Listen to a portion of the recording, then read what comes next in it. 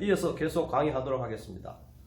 자, 5강 2차시 강의는 주택관리 정책 되겠습니다. 주택관리는 특히 세 가지로 나눌 수 있습니다. 운영관리, 유지관리, 생활관리가 있고요. 특히 우리나라만의 좀 한국의 공동주택관리에 대해서 살펴보도록 하겠습니다.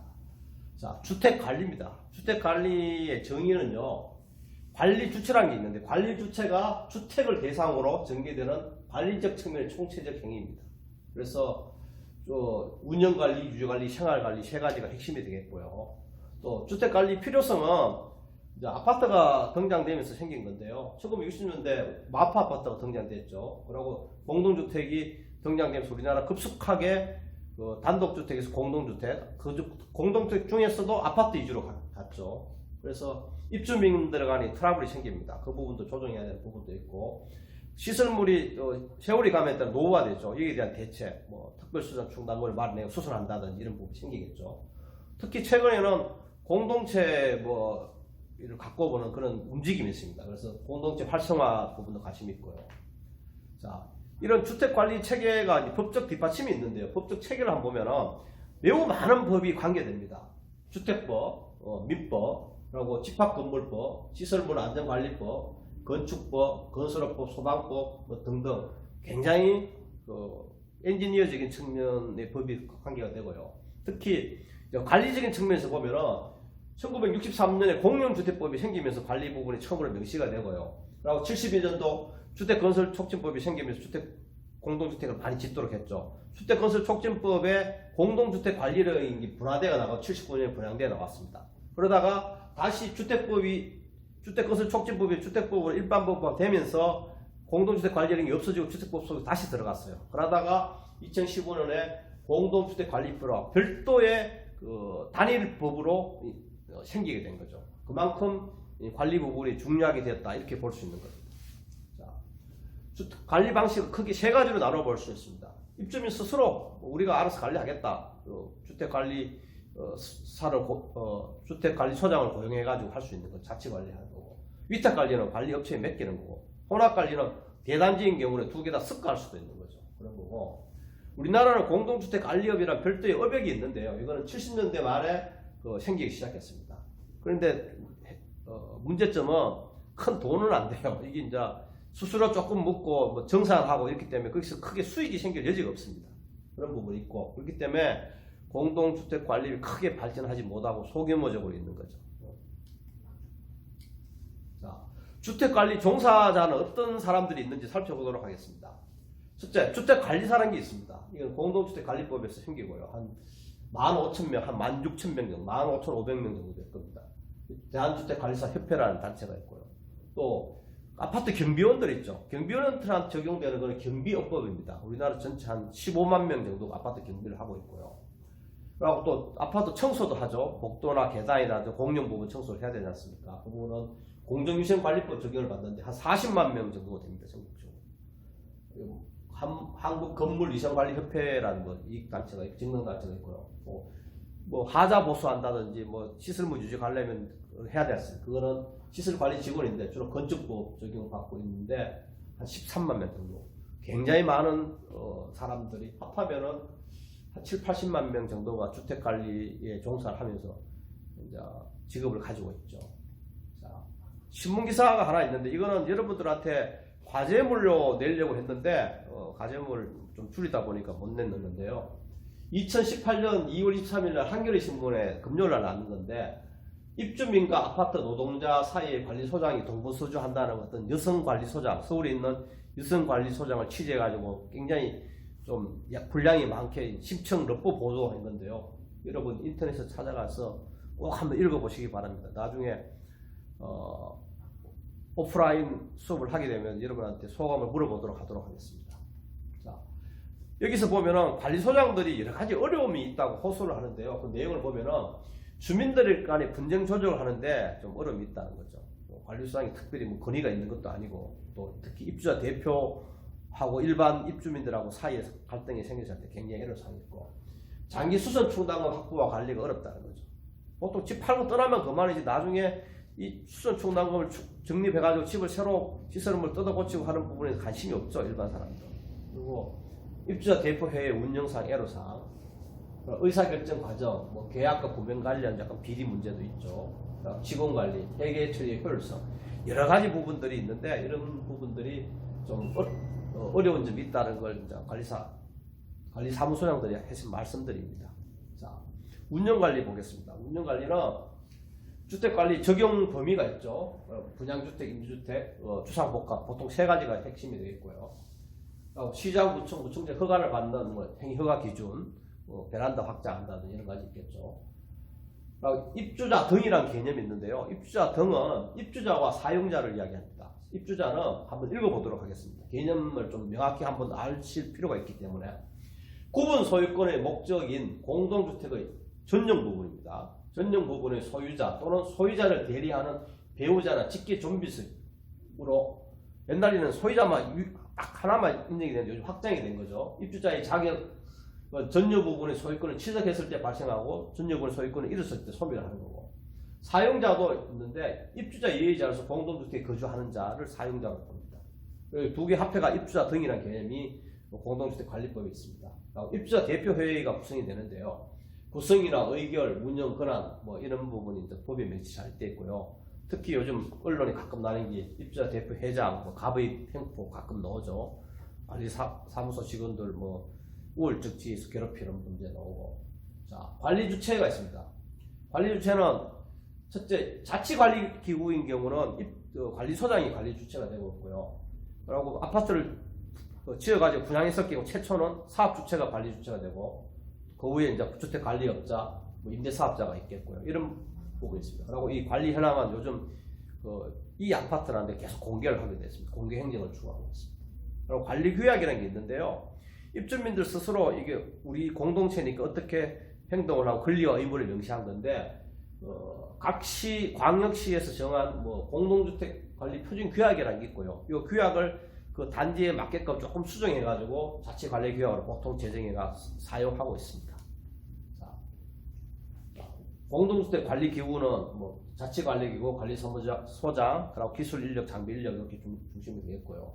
주택관리업자는 법에 뭐 여러 가지 뭐 등록이나 명시가 되어 있습니다. 자, 관리사무소장은 보통 주택관리의 전문가라고 얘기를 하고 국가에서 인정하는 그 주택관리사라는 자격이 있습니다.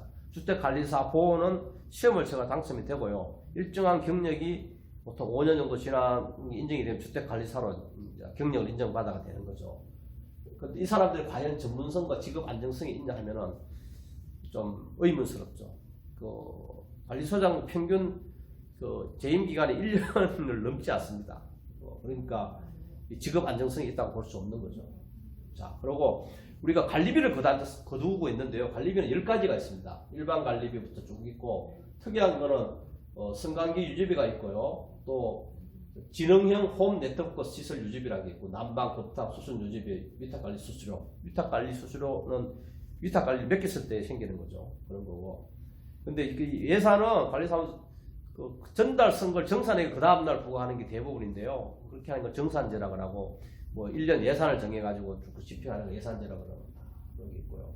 자, 의무적으로 주택관리사를 복용해가지고 해야 되는 부분이 있는데요. 그건 300세대 이상의 공동주택 반드시 해야 되고, 150세대인데 선광기가 설치된 거나 중앙난방식 공동주택은 반드시 이제 주택관리사를 줘가지고 의무적으로 관리해야 되는 주택이 되겠습니다.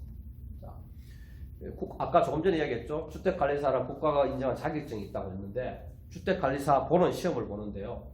1990년에 1회 시험을 봤습니다. 그리고 16년에 19회니까 지금 올해가 20년이니까 뭐 22회 정도까지 갔네요. 그래서 전체 한 5만 1000명, 지금 한 5만 한 2000명 정도가 있는데, 실제로 취업한 사람들은 한 뭐 15,000명 이 정도 되는 걸로 알고 있습니다. 제가 92년도에 1910명 뽑을 때 합격했는데 자, 그렇습니다.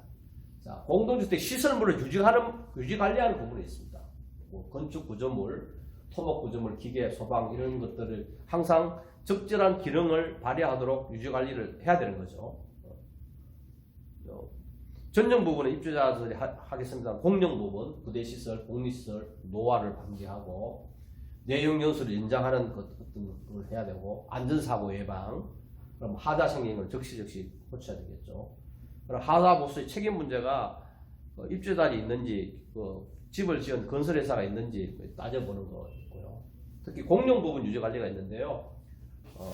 점검, 진단, 보수 이런 게 하고 지금 현재 문제가 되는 거는 장기 수선 충당금이라는 게 있는데요. 옛날에는 특별 수선 충당금이라는 이름이 바뀌었고요. 이걸 충분히 적립을 해야 되는데 우리나라 실태 조사를 해보면 각 단지마다 이거 적립을 충분히 하지 않는다는 게 문제죠. 앞으로 20년, 30년 뒤에는 큰 문제가 될 거로 봐집니다. 그리고 시설물 안전관리관의 특별법에 의한 유지관리를 하고요. 또 그래서 안전관리 계획을 수립하고 교육도 하고 이런 게 법으로 의무화되어 있습니다. 그래서 이걸 쭉 해야 되는 거죠. 자, 또 한 가지 보겠습니다. 안전관리에 대해서 지켜야 될 것이 있는데요. 점검을 제대로 해야 됩니다. 제때. 항상 점검 안 하고 있기 때문에 사고가 되죠. 해빙기는 주로 2월, 3월에 하는데 1년에 한 번씩 하죠. 석축, 옹병, 번면, 교량, 우물, 비상경수시설 점검을 해야 되는 거죠.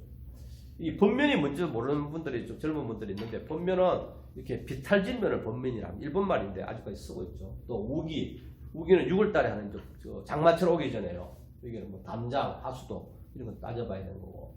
또 월등기는 9월에서 10월 하는데 연탄가스 배출기, 뭐 중앙집중식 난방, 노출 배관 보고 수목도 이렇게 뭐 포대로 산다든지 해가 울지 않도록 하죠.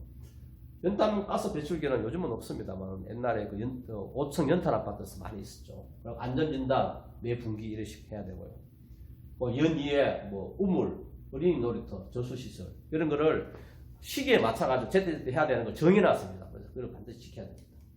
자, 생활관리입니다. 입주민의 생활관리인데, 자, 뭐 하자 같은 거 뭐 제때 고쳐야 됩니다. 중요한 거는 요즘 입주민들까지 서로의 불만 사항들이 많이 생깁니다. 그게 층간소음 문제 굉장히 민감하죠. 특히 이제 밤에 일하고 낮에 자야 되는데 낮에 윗집에서 애들 떠들고 하면은 예민하죠. 그래서 층간소음 분쟁조정위원회라는 것이 각 지방자치단체마다 생기고 있습니다. 그리고 반려견. 요즘은 다 개를 다 키우더라고요. 반려견 문제. 그리고 흡연. 요즘 남자들 다 밑에 내려가 피우죠. 베란다에서 못 피우지 않습니까? 그런 문제. 뭐 쓰레기 투고 이런 것들이 이제 다 생활관리입니다. 안전사고 예방도 해야 되고요. 또 사고가 부득이하게 발생됐을 때는 신속하게 119를 부른다든지 이런 대응 체계를 갖춰야 되고 그렇습니다. 경비원들이 주로 있는데요. 아파트에서 가장 중요한 것이 경비입니다. 왜냐하면 입주민들이 자주 만나는 건 경비원이거든요. 그래서 경비 업무만 잘해도 관리 업무는 80%는 뭐 문제 없다 이렇게 하는 말이 생긴 거죠. 근데 경비가 단순히 경비만 합니까? 분리수거도 하고 뭐 온갖 택배도 받아주고 이렇게 하죠 우리나라. 근데 경비업 협회에서 이거 그렇게 못하도록 법을 개정한다고 얼마 전에 언론 보도에 나왔습니다. 하고 커뮤니티 활성화 요즘 많이 관심을 가지고 있습니다.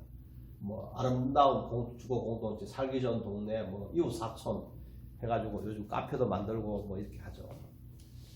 자, 한국의 공공임대주택 관리를 보겠습니다. 우리는 또 임대 아파트를 많이 관리하고 있는데 임대 아파트는 그 주택 관리 플러스 임대 관리라는 부분이 따로 있습니다.